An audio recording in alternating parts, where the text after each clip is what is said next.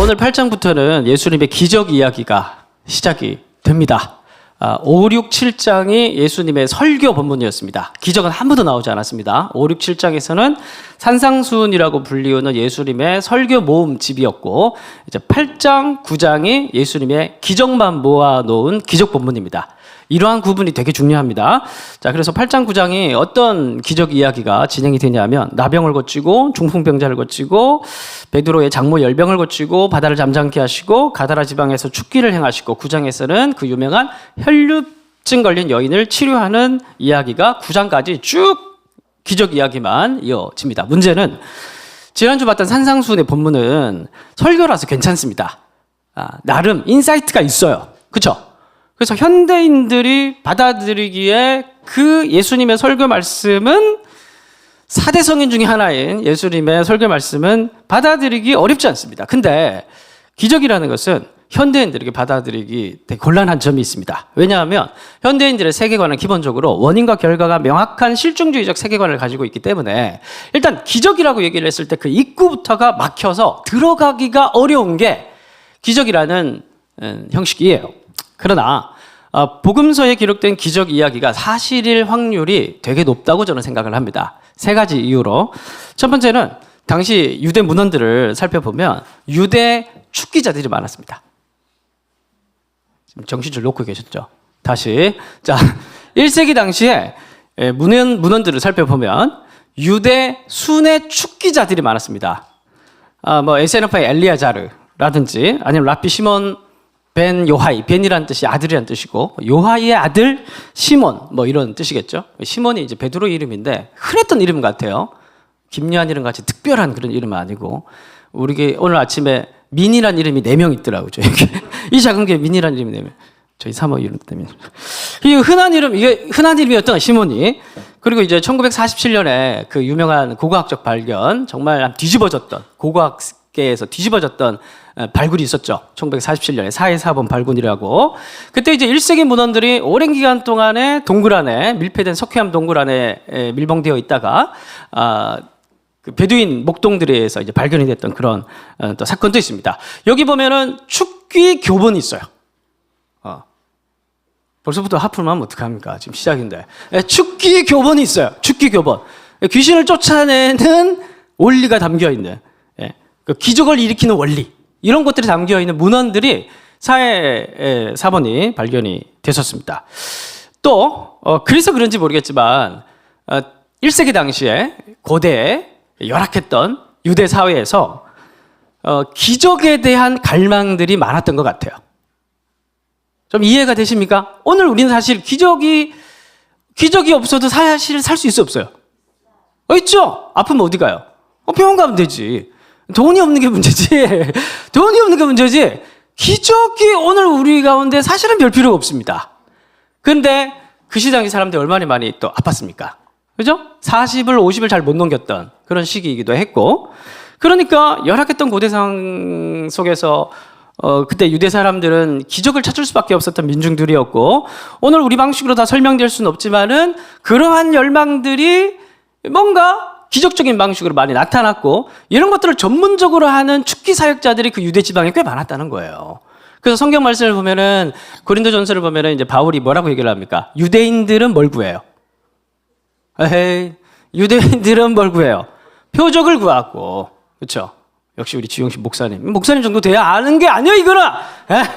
성경 365 2번 돌면 다 아는 거예요. 유대인은 뭘 구해요? 표적을 구하고, 헬라인은 지혜를 구하고. 무슨 말 이해가 됐죠? 유대 사회는 그야말로 열악한 상황이었다는 겁니다.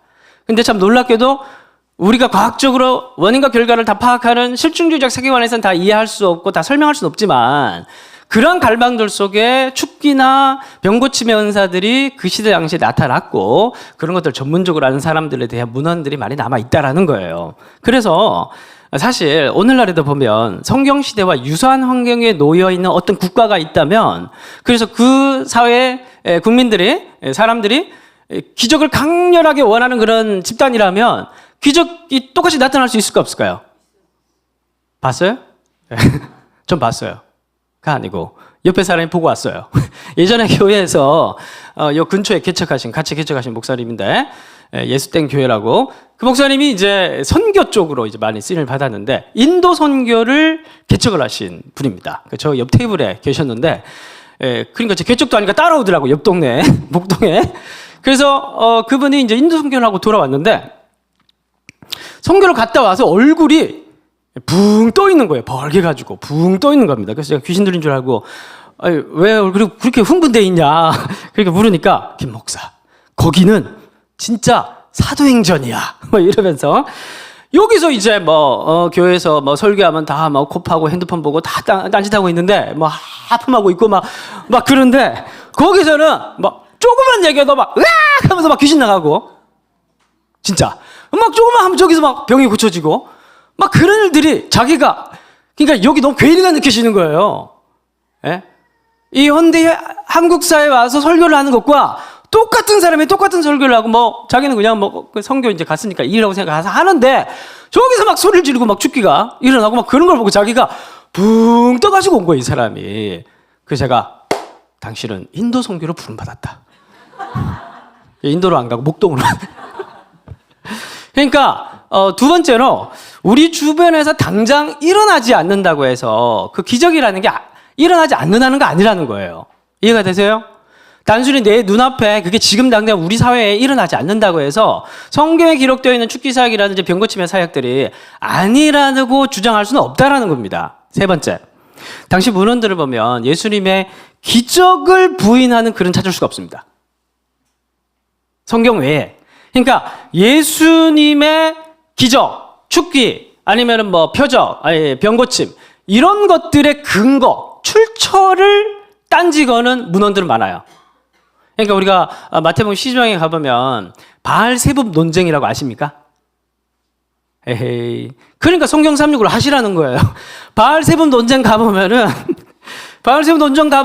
예수님이 이 귀신을 쫓아냈는데 바리새인들이 네가 지금 행한 그 기적은 가짜라고 얘기하잖아요. 뭐라고 얘기를 합니까? 귀신의 힘을 빌려서 쫓아내는 거 아니냐. 출처를 의심하지 현상을 의심하지는 않습니다. 성경 안에서의 증거도 마찬가지고 성경 밖에서도 그 시 당시에 예수님에 대한 여러 가지 평가의 문헌들을 보면은 예수님이 행했던 축기나 병고침의 기적적인 사역들에 대해서 의심하는 글이라기보다 출처를 의심하는 게 전부 다입니다.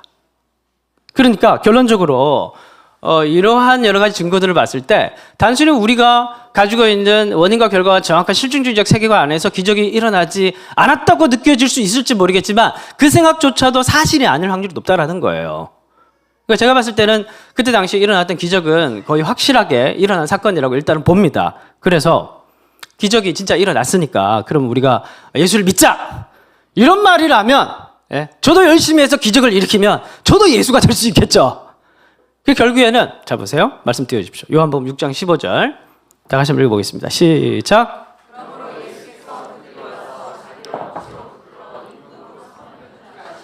다시 혼자 산으로 떠나가십니다. 오병이어 사건이 있고 난 이후에 예수님이 피해서 도망가십니다. 다음 구절 고린전서 1장 22절 다 같이 읽어보겠습니다. 시작.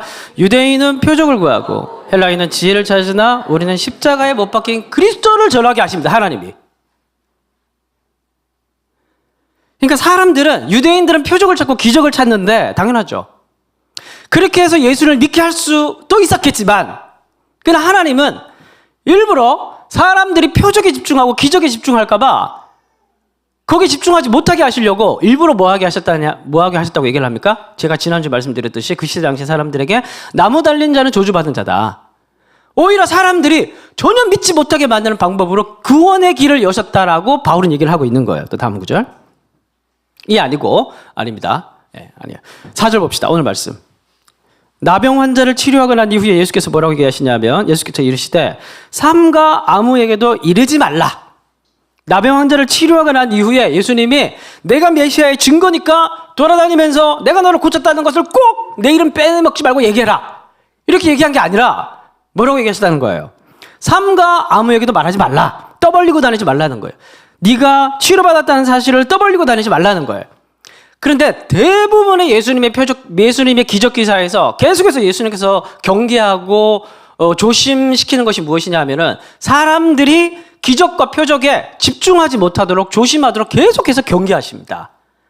그러니까 다시 오병이어 본문 아까 띄워줬던 거 이게 오병이어 맥락입니다. 오병이 뭔지 아시죠? 보리떡 5개 물고기 2마리 그걸로 이제 기적을 일으키신 사건인데 예수께서 대답하여 이르시되 내가 진실로 너희에게 이르노니 너희가 나를 찾는 것은 표적을 본 까닭이 아니요 떡을 먹고 배부른 까닭이다. 여기서 이제 요한이 얘기하는 표적이란 말은 기적은 미라클, 표적은 사인이에요.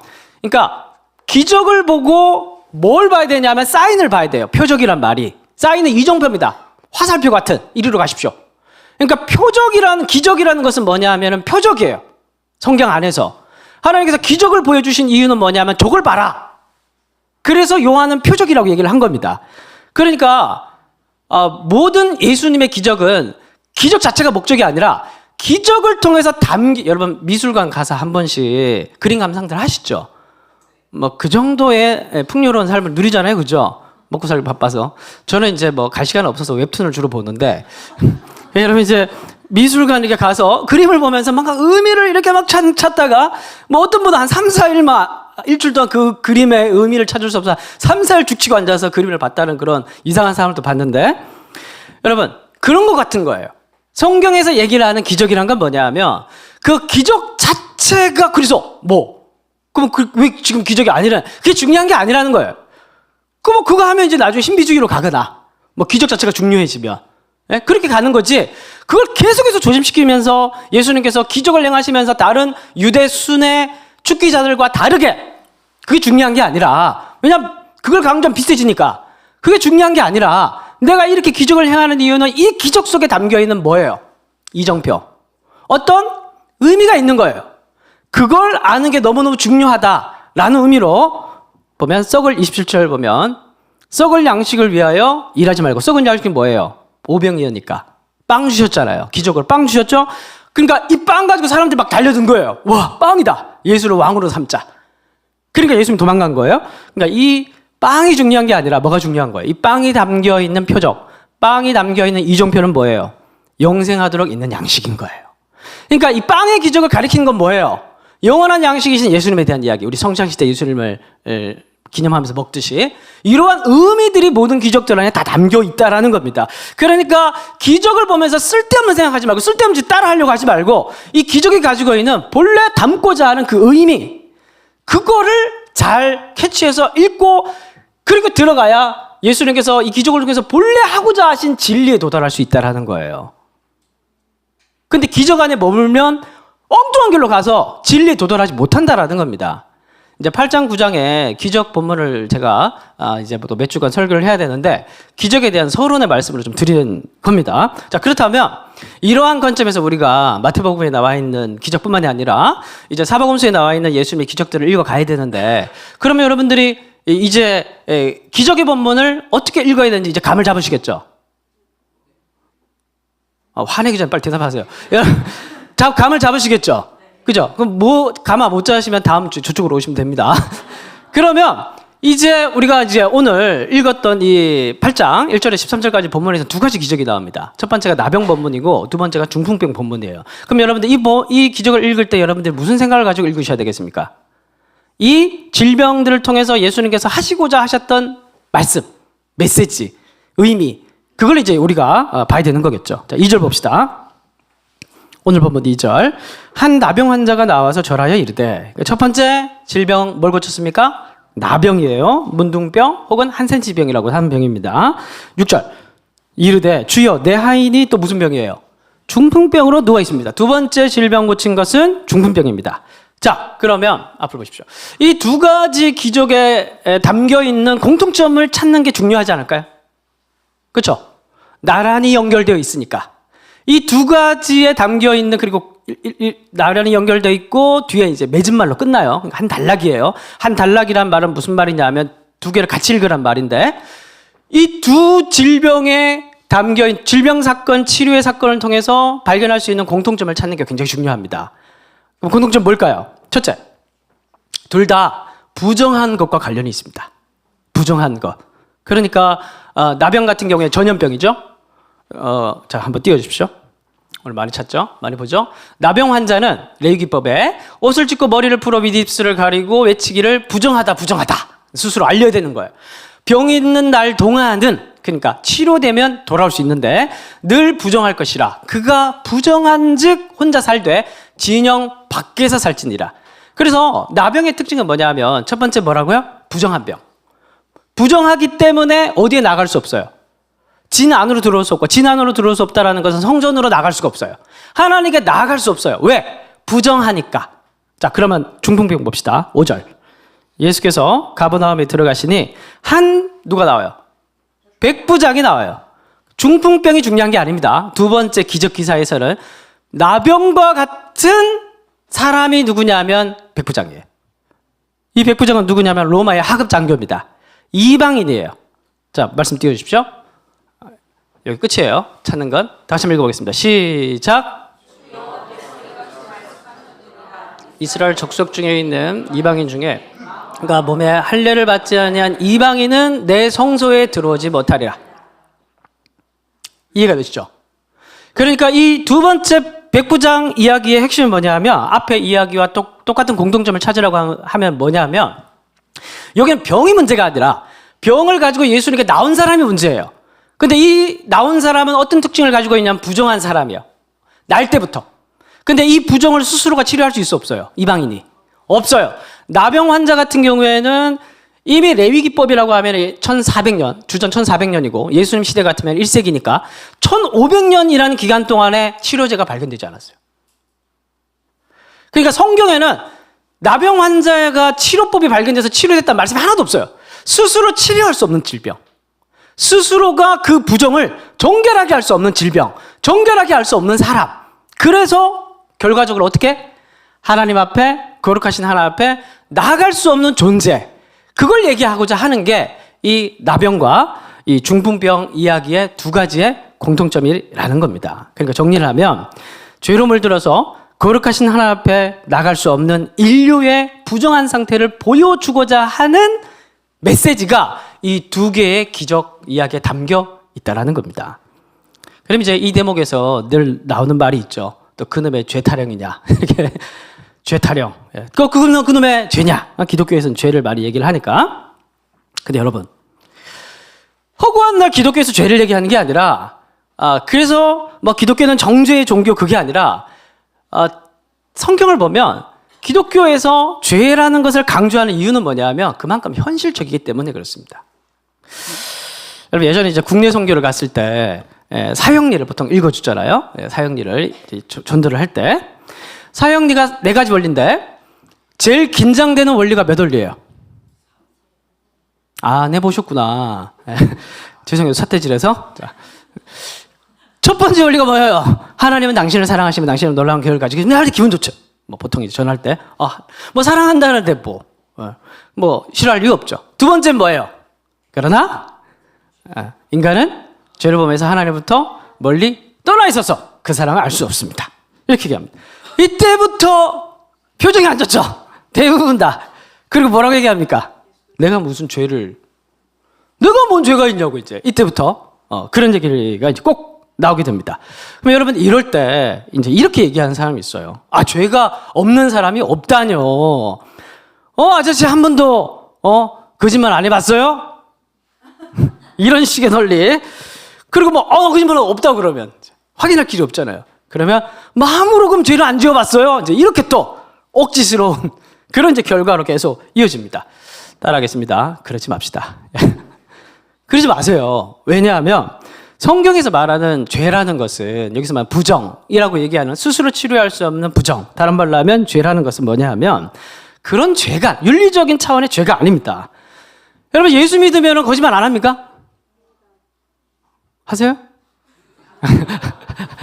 예수를 믿으면 거짓말 안 하세요? 아니면 예수 믿으면 좀 마음으로 죄를 안 짓습니까? 그 예수 믿는 사람이 더 윤리적입니까?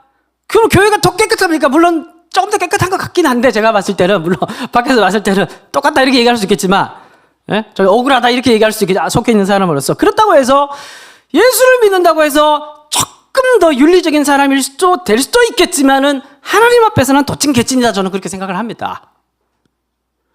성경에서 말하는 죄라는 것은 치료할 수 없는 문둥병이라는 것은 이방인과 같은 모습이라는 것은 윤리적 도덕적 차원의 죄를 얘기하는 게 아니에요.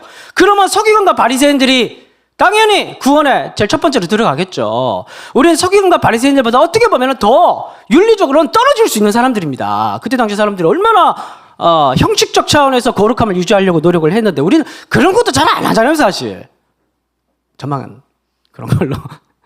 그렇잖아요, 그렇죠? 그러니까 사실은 성경에서 얘기하는 죄, 스스로 극복할 수 없는 부정함이라는 것은 뭐냐 하면은 흡사 뿌리 뽑힌 나무와 같아요. 땅에 박혀 있어야 하는 그 뿌리가 뽑힌 상태에서 놓여있는 상태를 가리켜서 사실은 성경에서 얘기를 하는 죄라는 겁니다. 아주 오래전에 1998년에 제가 97학번이니까 98년에 대학교 2학년 때 제주 선교를 간 적이 있습니다. 이정교에서 꽤 오래 다닌 것 같죠? 잠깐 이제 자매님들이 많다고 해서 이제 한번 또 사모님 계시는 자꾸 그 이렇게 제주도가 그때는 이제 제주도가 발전하기 전이었기 때문에 지금부터 엄청난 5년 6년 전이니까 그때는 이제 도시화가 되기 전이었기 때문에 가후 방문 전도를 할 수 있었습니다. 그래서 뭐 서너 명씩 짝지어서 집집마다 들어가서 뭐 계십니까? 이러고 이제 들어가서 막 막문으로 복음 전하고 그랬는데 어느 이제 집에 들어갔더니만 이 대청마루에 건달이 앉아 있는 건달이 아마 이렇게 여러분 쭉 제 설교 들어보면 제 전도 간증 중에 3개의 3대 간증이 있습니다. 첫 번째 아마 저 이제 했던 것 같은데 안 했구나. 무당집에 가서 복음 전하다가 맞은 얘기가 있고, 두 번째 농부에게 복음 전하다가 엽총에 맞을 뻔한 적이 있고, 이건 아마 했었던 것 같아요. 세 번째가 뭐냐 하면은 3대 간증 중에 하나가 건달에게 복음을 전했던, 제주도 건달에게. 그래서 이렇게 붕대를 이렇게 하고 여름 이제 선교니까 그래 대충만 이렇게 앉아 있더라고요. 죄송합니다 이러고 이제 나가려고 하는데 여보라 그 이제 청년들이 같이 이제 저도 그때 청년이었고 여기 갔더니만 뭐 하러 왔네 혹시 어느 파에서 보냈냐 뭐 이렇게 얘기하지도 않고 어디서 왔냐 이렇게. 그래서 우리는 저기 서울에서 내려온 이제 무슨 교회에서 왔는데 뭐 좋은 말씀 전해주려 목소리 떨면서 이렇게 이제 얘기를 하니까 그럼 전해보라는 거예요. 심심했던 것 같아. 내가 보니까 그 양반이 전해보라는 거예요. 그래가지고 이제 막 우리가 꿇어 앉아가지고 이제 막 이렇게 막 복음을 전하는데, 근데 진짜 신기한 게 영접 기도까지 했어요.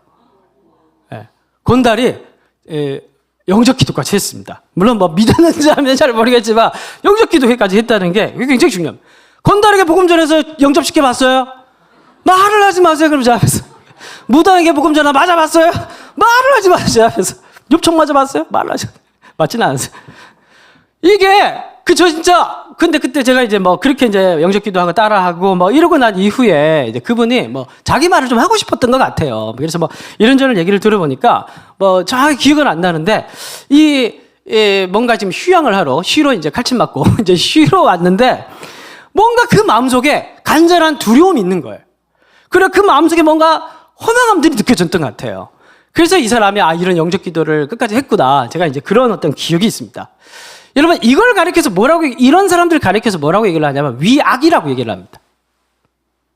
자기 속에 있는 허망함과 자기 속에 있는 뿌리 뽑힌 인생에 대한 그것을 감추기 위해서 노력하는 게 사실 대부분의 인생들이 살아가는 방식입니다.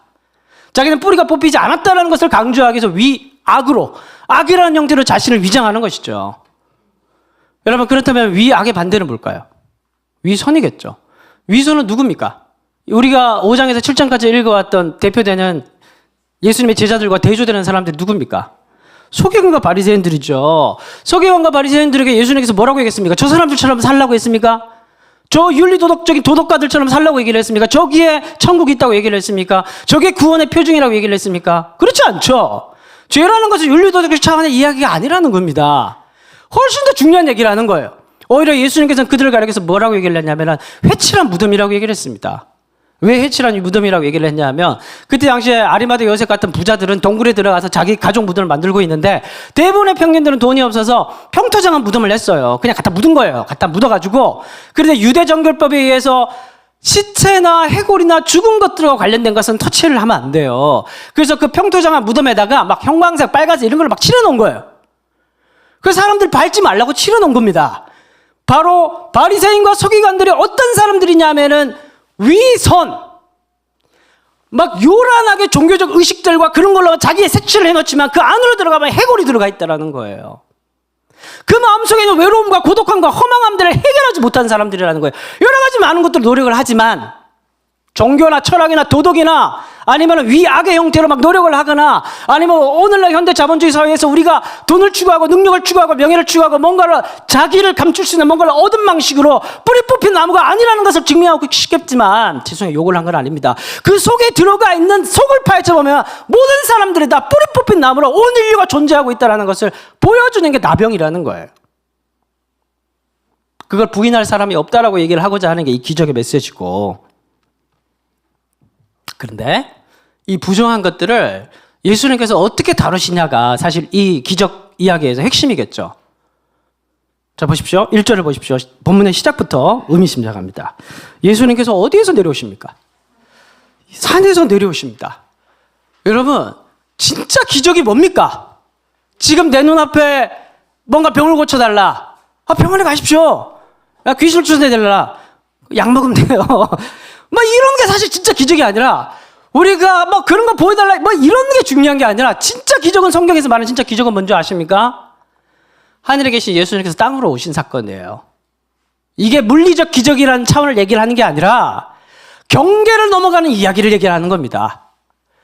이 기적 이야기에서 얘기를 하고자 하는 게 뭐냐 하면, 기독교 진리에서 가장 핵심적인 건 뭐냐 하면 경계를 넘어갔다라는 거예요. 신이 인간의 경계를 넘어갔다라는 거예요. 3절 보세요. 예수께서 손을 내밀어 그에게 대시면 안 돼요. 문둥병자에게 손을 대면 안 됩니다. 부정해지기 때문에. 근데 예수님은 일부러 뭘 하신 거예요? 일부러 손을 대신 겁니다. 경계를 넘어가신 겁니다. 손을 대지 말아야 할 존재에 손을 대신 거예요. 내려오지 말아야 할 공간에 내려오신 것이고. 6절 이르되 주여 내 하인이 중풍병으로 집에 누워 몹시 괴로워하나이다. 7절 이르시되 내가 가서 고쳐주리라. 가면 안 돼요. 이 집은.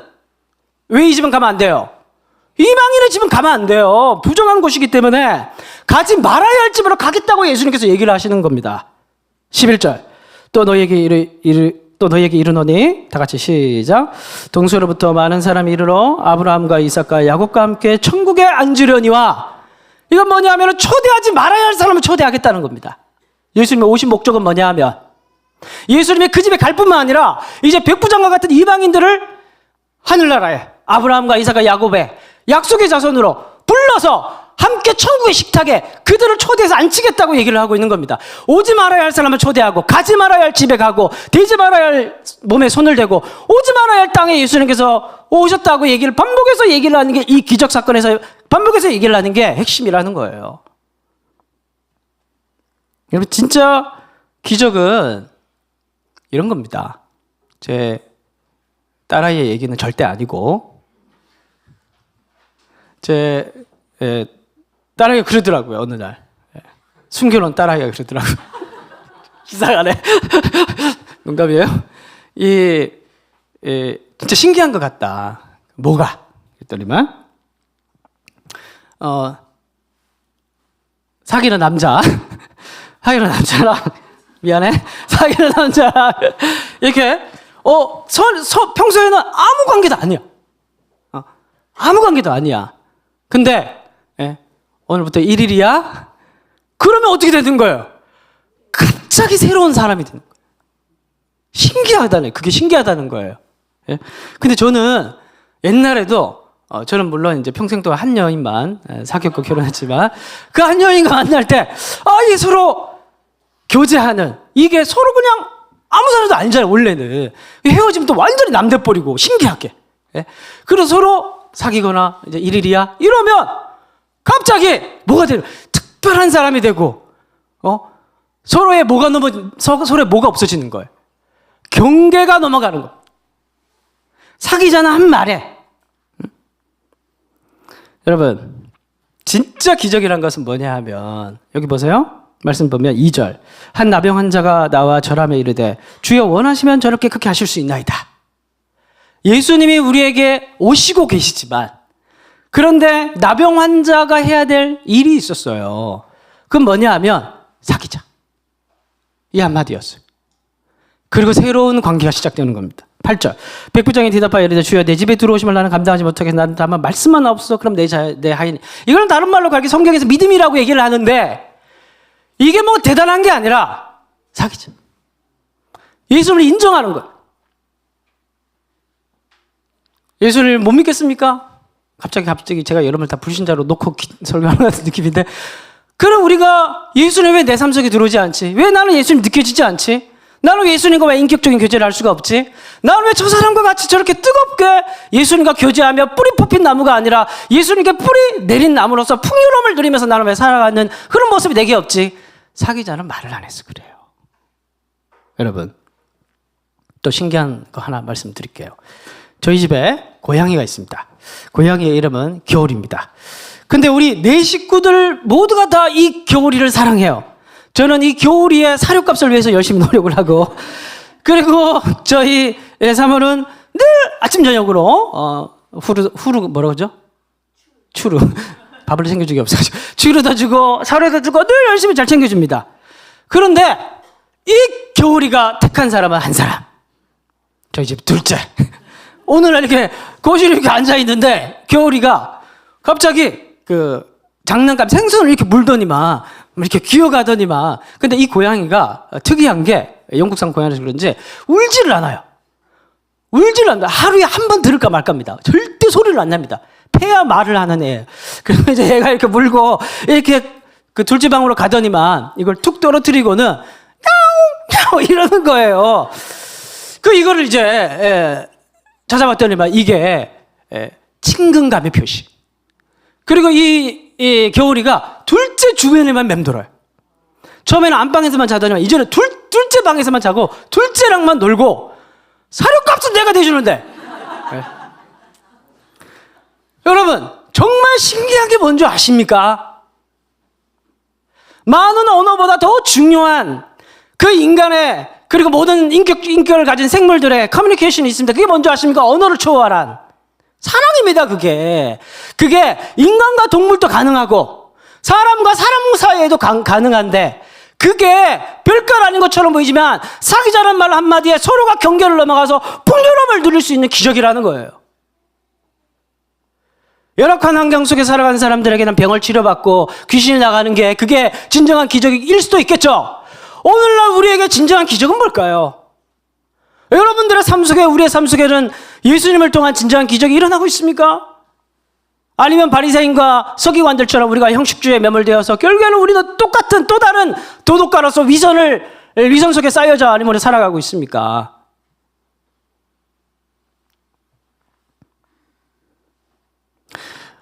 이번 한 주간에 푹 쉬시는 연휴 기간 동안에 성경 365를 통해서 예수님을 인격적으로 깊이 만나시고, 또 기도하실 때도 여러분 좀 예수님을 인격적으로 좀 대하셨으면 좋겠어요. 뭐 이거 해달라 저거 해달라, 물론 이제 뭐 그것도 중요하지만 예수님은 늘 경계를 넘어오시는 분이십니다. 산 아래로 내려오시고 땅 아래로 내려오시고 문둥병에 손을 대시고 초대할 수 없는 자들을 천국의 식탁으로 초대하시는 그런 분이십니다. 그런 예수님께서 여러분들의 삶을 풍요롭게 만드시는 기적을 행하실 수 있도록 사귀자, 이렇게 한번 말씀해 드릴 수 있는 한 주간이 되시기를 주님의 이름으로 축원드립니다.